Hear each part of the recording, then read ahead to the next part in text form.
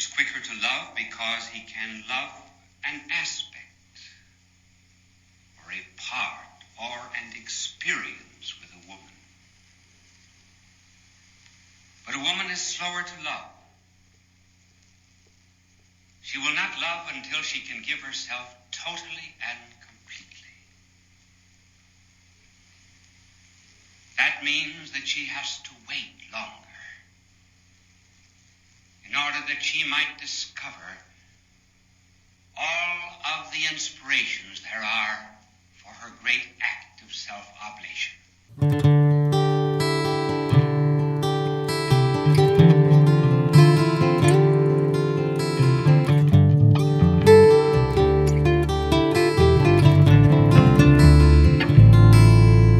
Travel along, Catholic pilgrims, for 1 year as we learn from Venerable Fulton Sheen, one of the greatest Catholic teachers in modern times. Join me, Amy Thomas, once a week for a short reading out of Bishop Sheen's book, Way to Inner Peace.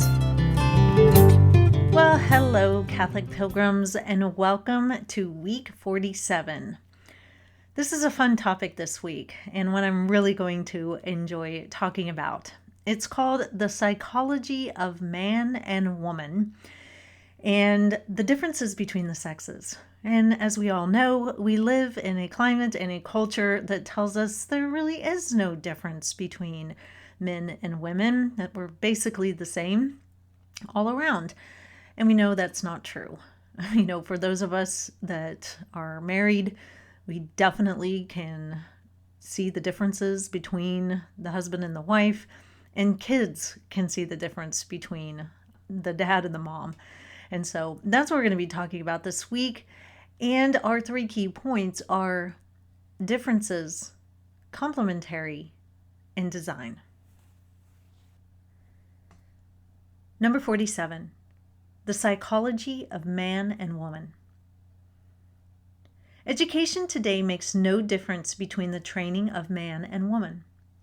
This is right from the point of view of opportunities that are open to both, but it is short-sighted when one considers the psychological differences between the two. The first obvious difference between the two, and the one most often pointed out, is that man is rational and woman intuitive. A man often stands bewildered and confused at what are called a woman's reasons. They completely escape his understanding because they cannot be analyzed, taken apart, and arranged in an orderly sequence. Her conclusions seem to come as a whole piece. There are no vestibules to the house of her arguments. You walk right into the parlor of a conclusion, and it seems, often by a trap door. The very immediacy of her conclusions startles a man because they obtrude without any apparent foundation. But they are just as unshakable as the reasoned deduction of the male. A second difference is that a man governs the home, but the woman reigns in it. Government is related to justice and law, reigning to love and feeling. The orders of the father in a home are like written mandates from a king. The influence of the woman, however, is more subtle, more felt, and less aggressive. The commands of the father are more jerky and intermittent. The quiet, pervading radiation of the mother is constant, like the growth of a plant. And yet both are essential for the home. For justice without love could become tyranny, and love without justice could become toleration of evil. A third difference is how they react, as on one hand to trifles, such as the souring of cream, and on the other hand, the great crises, such as the loss of a job. Man is much less disturbed by trifles, with the exception of the morning paper being taken by the neighbor's dog. The daily shocks of life disturb man less.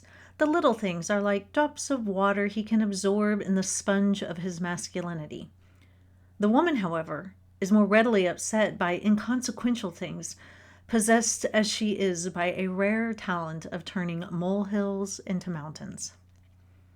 But when it comes to the great crises of life, it is the woman, in virtue of her gentle power of reigning, who can give great consolation to man in his troubles.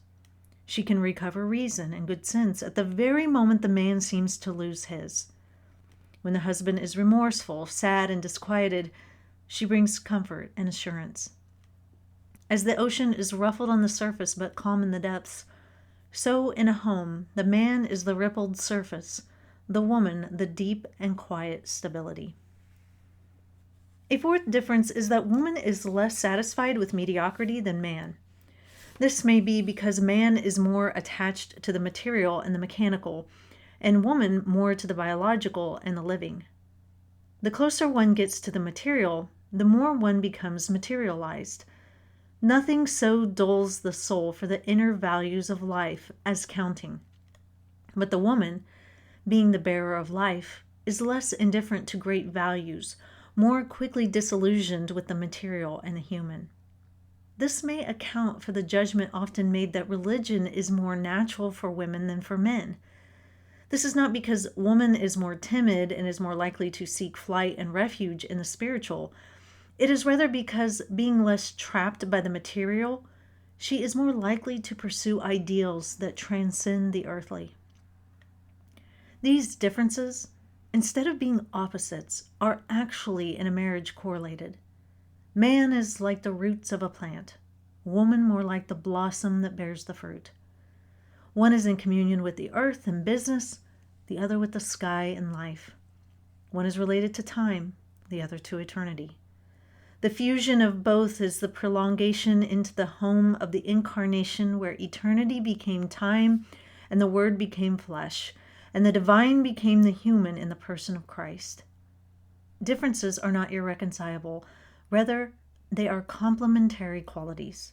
The functional differences correspond with certain psychic differences, which make one in relation to the others like the violin and the bow, producing the music of a home and the joys of marriage that symbolize the mystical marriage of Christ and his bride, the church.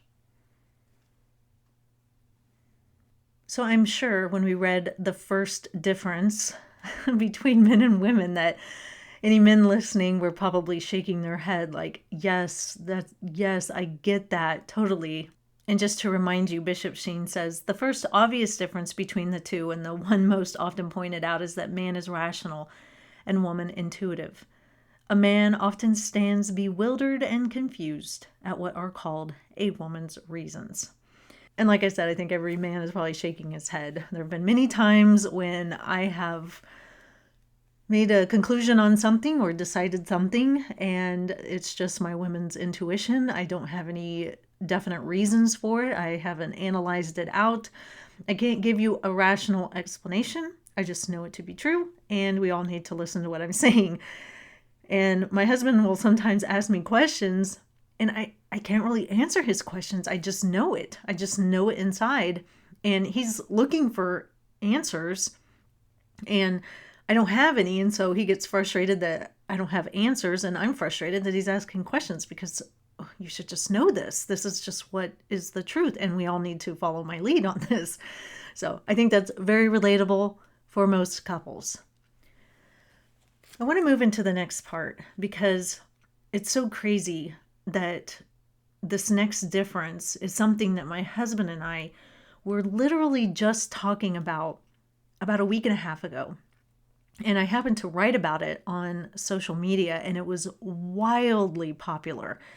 I had tons of people commenting, tons of shares, and that's not why I write, but it definitely resonated with people. And so in the second difference, Bishop Sheen says, the man governs the home, but the woman reigns in it. The last part, though, is what I was talking about in my writings. He says, the commands of the father are more jerky and intermittent. The quiet, pervading radiation of the mother is constant, like the growth of a plant. And yet both are essential for the home. For justice without love could become tyranny, and love without justice could become toleration of evil. And my husband and I were talking about this, and he said that he had been listening to an interview with Jordan Peterson and Peter Kraft. And they were talking about how what Christ did on the cross is the perfect blend of justice and mercy. And justice in that a debt had to be paid to God for our sins. mercy in that Christ paid that debt when it should have been us. And we got to talking, and my husband went on to say, justice is typically seen as a more masculine trait. Men are typically the ones who met out the punishments, if that is what is due to somebody. Fathers typically are the disciplinaries in the home. Men typically are the ones who, work in prison systems, are police officers, not always, but for the most part. Men are also more likely to want to give honors and praise to only those that deserve them. Justice is giving to somebody what is their due. And so men, if you deserve a punishment, they want to met out the punishment, give you what you deserve. But if you've done something really good and you've done something where you really deserve an honor or a reward, men want to give those out as well. They don't like participation trophies. But then we were talking about how mercy is typically seen as a more feminine trait. Women are typically the ones who understand that people mess up and have difficult backgrounds, which makes them, do stupid and harmful things.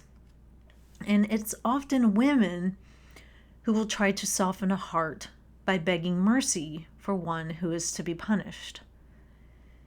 It's often a mother that comes to beg mercy for children if they're about to get punished and disciplined in some way. And the mother's trying to soften the father and maybe lessen the punishment. And I'm not talking about, fathers that abuse their kids. I'm talking about when discipline is needed and punishment is necessary and just. But it's often a mom or a woman who is coming to beg mercy. And both justice and mercy are necessary in any culture or in any home in order for it to thrive. And we see this most evident in a family, right? The father, like I said, is the arbiter of justice with regards to the children. A mother most often is the one that seeks mercy. But children need both justice and mercy. They need punishment when they've done wrong and discipline because that is what is due to them and it helps correct behavior. But they also need rewards when they've done right. And yet we also need to offer them mercy because they're kids and kids mess up and kids make stupid choices sometimes. And, we were once kids too, and we all could use mercy every now and then. But my husband said something really interesting, and I'm sure he got it from the talk that he was listening to. He said, a society ruled only by men will be too heavy on the side of justice and will tip into oppression. And that's exactly what Bishop Sheen says here. He says, justice without love could become tyranny. But a society led at the helm by women will be too heavy on the side of mercy and will tip into moral decay as everything is excused and no one ever feels the consequences of their actions. And that's exactly what Bishop Sheen says. He says, love without justice could become toleration of evil. And I would say, in our effort to rid ourselves of the patriarchy, I don't believe in the patriarchy, but that's what we're told in our culture, that we need to get rid of the patriarchy. In our effort to do that, we have tipped way too far into cheap mercy, I think. Women are making all the decisions now, for the most part, because men aren't allowed to say anything. Otherwise, they're mansplaining. And we've told them, just shut up. You don't get to say anything. You had your time with the patriarchy. Now it's our time. And what we've seen is a lot of moral decay. Because oftentimes, ladies, in our effort to be merciful, we tend to tolerate sinful behavior.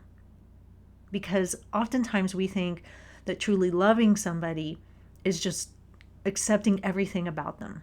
We can't ever tell them anything bad about themselves. We just have to love every aspect of their actions and their behavior and their thoughts. And it just gives people a free pass, and it doesn't really help anybody at all.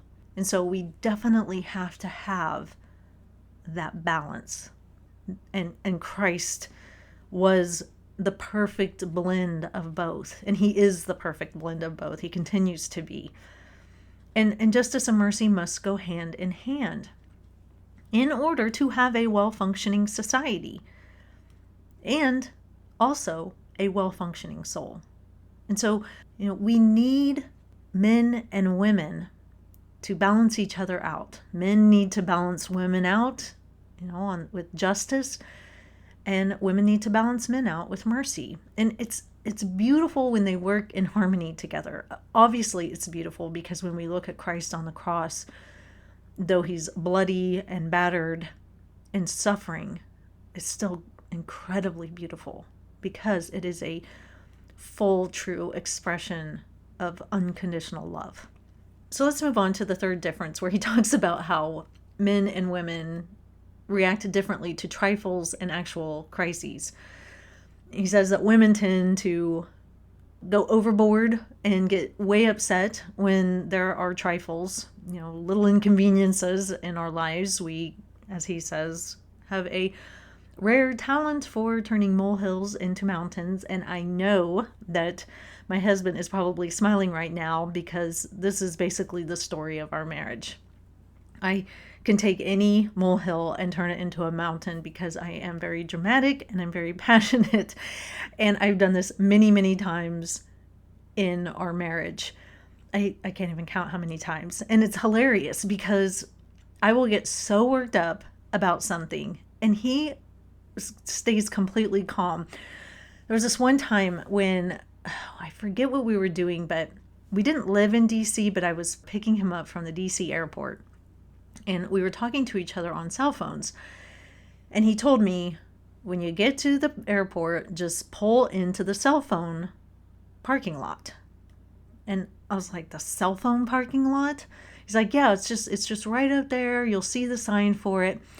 So I'm at the Reagan airport and I'm driving around. I'm looking for a sign that says cell phone parking lot and I don't see it. And so I'm frustrated. I've made one loop around. I haven't found the cell phone parking lot and I'm getting exasperated. He's on the cell phone with me, talking to me, trying to walk me through this. And I'm getting upset. The temperature is raising. My voice is raising. My kids are in the car and they're like, Mom, calm down. I'm like, no, there's no cell phone parking lot. And my husband's like, Amy, it's just right up here. Just pull right up here. You'll see it. And so I make another pass. I can't find it. I'm mad. I'm like, who makes things like a cell phone parking lot? I don't know where I'm supposed to go. I completely lost my ability to think clearly. And this entire time, my husband is just calmly walking me through it. He didn't get upset with me. This is a typical response from me, so he pretty much knows how to handle it. I'm pretty sure I made like 4 passes around the airport, just looking like a lunatic. I was probably waving my hands in the car. People were probably wondering, who is this lady? Anyway, my husband just walked to a place where he knew I was going to pass by and stood there and I pulled up to the stop sign. He jumped in the car and away we went. But there was one of those times where I made it a way bigger deal than it needed to be. And he was completely calm and none of his feathers got ruffled. Mine sure did. And this has just been an ongoing theme in our marriage. Bishop Sheen points it out very correctly. But I love how he talks about when there is a crisis in a married couple's lives, how that seems to be the time that a woman really rises to the occasion. It's almost like with the trifles of life, a woman almost feels like she's allowed to get flustered and upset, and it's almost like we need the man to just come in and calm us down, take care of everything. It's like we just need that reassurance. And we feel like we almost have the permission to get upset about those kinds of things because they really aren't that big of a deal. But when big deals actually happen, women just know when to to turn it on and be that assurance and comfort that a man needs. And it's really remarkable in that way. You know, my husband and I have had several very difficult things in our marriage, and I would say we've both done a pretty good job of handling it together. Well, one thing is, my husband's in the military, and our lives are uprooted every 2 to 3 years, basically. And whenever we move, my husband has to start a brand new job.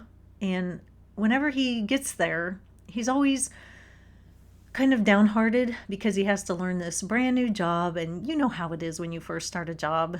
You don't know exactly where you fit in. You don't know what your purpose is. You feel like a fish out of water. You don't really see what you're supposed to do.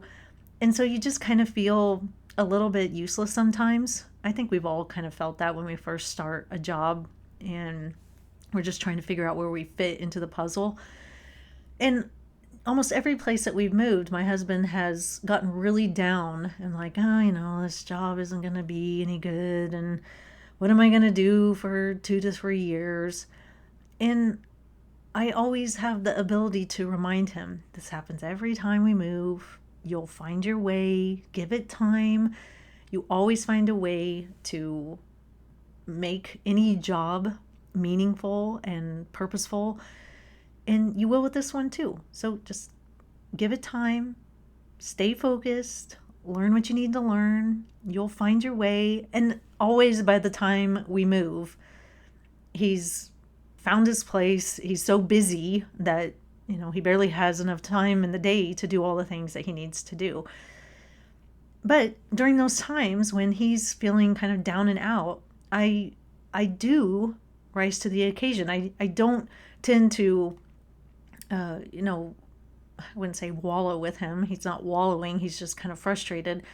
But I don't get frustrated with him. I just try to give him hope and reassurance that it's all going to work out. It will be fine. I promise. And so here at the end, I really want to focus on the complementary nature of man and woman. We are designed to be this way. A few years back, maybe more than a few years back, maybe 10 years ago, there was this big push, especially in the Protestant world, to kind of look at the complementary nature of man and woman as something that was bad and negative. And I think it really sprung out of the feminist movement because, with the feminist movement, they are trying to force us to be like men and, tell us that there's no differences whatsoever. Women can be exactly like men. We can do everything that a man can do, and nobody can tell us otherwise. And so a lot of women shunned the complementary nature of the sexes, and it was seen as something bad and almost as if it was putting women down. And I never understood this because I think it's so beautiful how God designed it this way. There's a song that I love by Arcadian Wild. It's called Summer, and it's a 4-part song. There's spring, summer, fall, and winter. And it's a very beautiful telling of Adam and Eve in the garden. And in summer, there's this one verse that just almost brings me to tears every time I hear it, because it's talking about Adam, and he's got the animals, and God has, given him dominion over them all, and he's named them. And then God says to him, but I can still see that you're missing something. You're lonely. And the verse goes like this: take your slumber. You'll awake to eyes like your eyes, hands that fit in your hands, bone of your bone. And, obviously that's talking about Eve and how she was perfectly designed to be Adam's helpmate, to be his companion. She's not exactly like him in every aspect, but she is his perfect complement. I find that so beautiful. And I think that in a marriage, if you can appreciate that complementary nature of the man and the woman, you will have far less problems to deal with. You won't be fighting against each other. There won't be tension over at least that aspect of your marriage. I mean, obviously, every married couple gets into arguments and disagreements, but when you recognize that you each bring something unique to the table as man and woman, but then also as just who you are as a person, I think when you realize that and you recognize that that's going to mean that you each have certain roles, not necessarily strictly defined, but generally defined. I think when you understand that, and also bringing God into your marriage, your problems and the tension and the arguments will subside. So that is all for this week, Catholic Pilgrims. I will see you back here for week 48. And until then, live the faith boldly and travel well.